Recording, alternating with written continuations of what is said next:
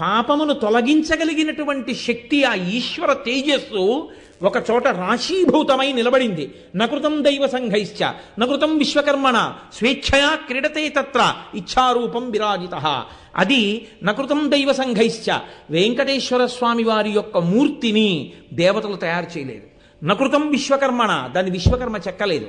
స్వేచ్ఛయా క్రీడతే తత్ర ఇచ్ఛారూపం విరాజిత, నేనిలా నిలబడతాను అని పరమాత్మయే నిలబడ్డాడు. అది శిల కాదు, అది శిల అని అనుకుంటారు. అందుకే ఇప్పటికీ చెమట పడుతుంది అని చెప్తారు. అక్కడ స్వామికి చెమట పడుతుంటుంది, ప్లోత వస్త్రంతో తుడుస్తారు అని.